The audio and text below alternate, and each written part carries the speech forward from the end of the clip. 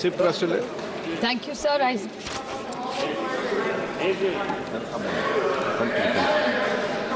Sir, on behalf of the Nationalist Congress Party SP, I oppose the 129th Constitution Amendment Bill. Clearly, most of my colleagues have made the three most important points: that this is completely against federalism and the Constitution of India. The centre and the states have their own tenures and terms. So I think to mix the two is not fair, because the Article 356, because just last week, sir, we debated Article 356, and in the case of S.R. Bommai versus the Constitution of India, dissolving of assemblies was something which both sides have objected, and both sides have done it. So if we object to this, why are we giving this authority to the Election Commission to dissolve assemblies who are elected for 5 years? So I think to break these tenures is completely objectionable, and India is a union of states. Central government cannot. Cooperative federalism is something which we are so proud of. So I request the Honorable the Government of India either to withdraw the bill or send it to a joint parliamentary committee, so we have a detailed discussion, and we'll be happy to support as long as it comes to a joint parliamentary committee. Thank you, sir. संक्षिप्त में बोलना श्रीकांत जी, सब संक्षिप्त में बोलो भाई। धन्यवाद अध्यक्ष जी। आज मैं अपनी पार्टी दादा बेटी आपको मिला नहीं, इसलिए हमें भी आप वंचित मत कीजिए, बस एक्सप्रेस करना चाहते हैं हम भी। मैं आज अपनी पार्टी। माननीय अध्यक्ष जी, माननीय सदस्य बालू साहब ने कहा कि इसको जेपीसी को दे देना चाहिए। जब ये संविधान सुधार का विधेयक, संवैधानिक संशोधन जब कैबिनेट में चर्चा में आया, तब प्रधानमंत्री जी ने स्वयं मंशा व्यक्त करी थी कि इसको जेपीसी को देना चाहिए। इस पर विस्तृत चर्चा सभी स्तर पर होनी चाहिए। इसलिए मुझे लगता है कि इसमें सदन का ज्यादा समय जाया करे बगैर, अगर मंत्री जी कहते हैं कि इसको जेपीसी को सौंपने के लिए वो तैयार है, तो जेपीसी में सारी चर्चा होगी, और जब जेपीसी के रिपोर्ट के आधार पर कैबिनेट इसको पारित करेगी, तब भी फिर से चर्चा होनी है। तो मैं मानता हूं कि माननीय मंत्री जी अगर जेपीसी में रखने की इच्छा व्यक्त करते हैं, तो यहीं पर एक चीज समाप्त हो जाएगी। अध्यक्ष जी, जो ये चर्चा हुई है, इसका जवाब देने के बाद जो नियम 74 है, जिसमें मैं एप्रोप्रिएट जो मोशन ला करके और जेपीसी के गठन का प्रस्ताव निश्चित रूप से करूंगा, निश्चित रूप से जेपीसी के गठन का प्रस्ताव करूंगा। रूल 74 के तहत जेपीसी के गठन का प्रस्ताव है और सरकार की इच्छा भी है। श्रीकांत शिंदे जी, संक्षिप्त में मैं सबको बोलने का मौका दूंगा, लेकिन एक मिनट में अपनी बात करें, विषय पर समाप्त कर दे। आपके दल के लोगों ने डिटेल बोल दिया। श्रीकांत शिंदे जी, आज मैं अपनी पार्टी शिवसेना की तरफ से 129 कॉन्स्टिट्यूशन अमेंडमेंट बिल और यूनियन टेरिटरीज अमेंडमेंट बिल पर बोलने के लिए खड़ा हूँ। मैं शिवसेना और हमारे नेता एकनाथ शिंदे जी की तरफ से इस बिल का पूरी तरीके से समर्थन करता हूँ, और आज यहाँ पर विपक्ष वाले 6 महीने से हर एक मुद्दे को असंवैधानिक बताने की कोशिश यहाँ पर कर रहे हैं। मुझे लगता है कि रिफॉर्म शब्द जब ये आता है, तभी कांग्रेस को रिफॉर्म शब्द से ही एलर्जी यहाँ पर मुझे लगता है कि कांग्रेस को है।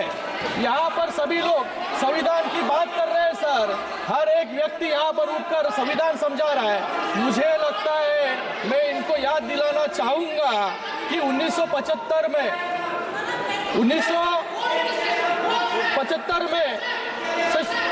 इंदिरा गांधी सर, ये बिल जो 1975 को शुरू करता हूँ, इंदिरा गांधी जी को इलाहाबाद हाईकोर्ट ने इलेक्शन मैल प्रैक्टिस। अरे वो विषय क्या है, आप संक्षिप्त में करिए सर। एक पॉइंट बोल रहा हूँ सर, यानी इलेक्शन मैल प्रैक्टिस और यानी चुनावी भ्रष्टाचार के लिए गिनती पाया और 6 साल के लिए डिस्क्वालीफाई कर दिया। उस जज के साथ कैसा व्यवहार हुआ, ये पूरा देश यहाँ पर जानता है, और सिर्फ 3 दिन में 29वां संविधान संशोधन लाकर प्रधानमंत्री, राष्ट्रपति और लोकसभा अध्यक्ष को जुडिशियल रिव्यू से This is a play. No, please, no. No, मानिए, please. ये बिल क्यों जरूरी है, ये 2 पॉइंट्स में समझाना चाहूंगा सर। समझ गए आप? एन के प्रेमचंदन जी, एन के प्रेमचंद, प्लीज प्लीज। कोविड समिति जो गठित हुई, उन्होंने वाइड पब्लिक कंसल्टेशन किया। स्पीकर सर, 47 राजनीतिक दलों ने अपनी राय प्रस्तुत की। Speaker sir, thank you very much for affording me this opportunity to speak on the introduction of the bill. Hey, Gogoida, N K Premchandan ji, Dharmendra ji,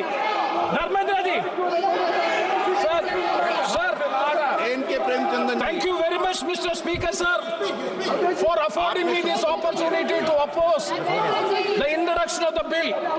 Please, Sir, please. on behalf of my party, sir, on behalf of my party, एक second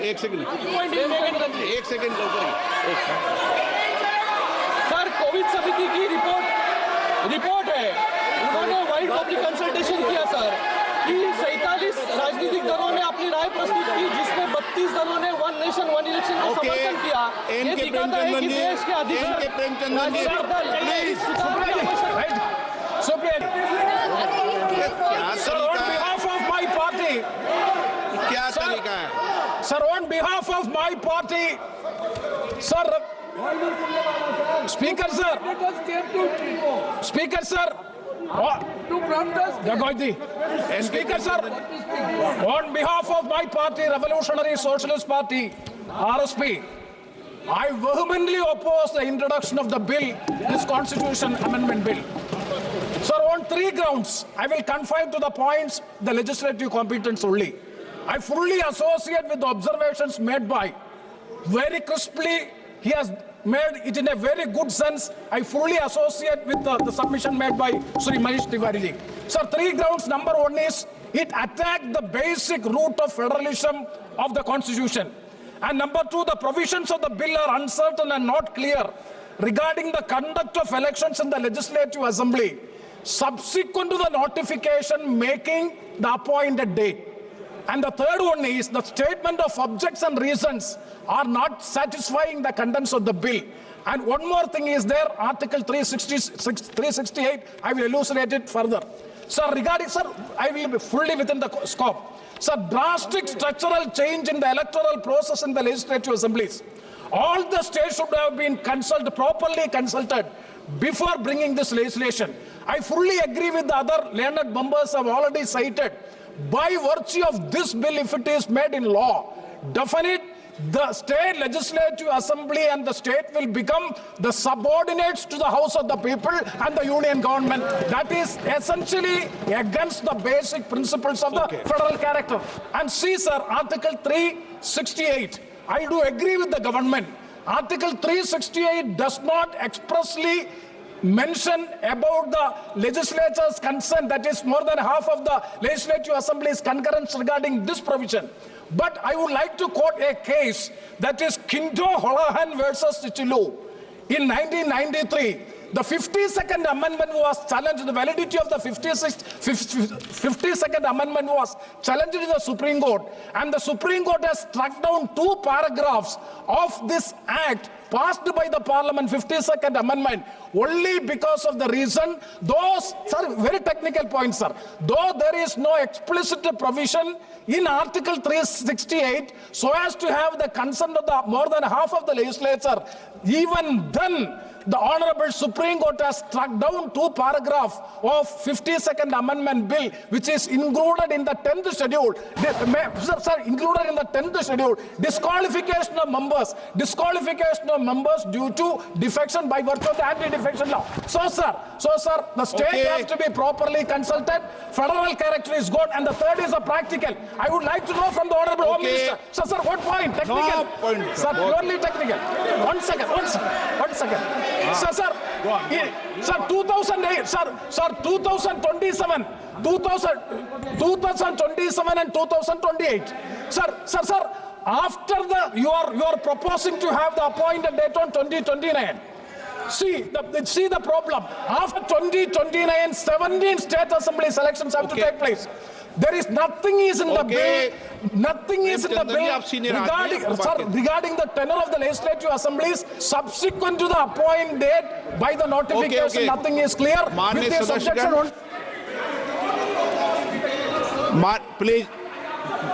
please एक minute बैठिए, बहुत हो गया, बैठिए, एक minute बैठिए, एक मिनट, पॉइंट ऑफ ऑर्डर बाद में लेंगे।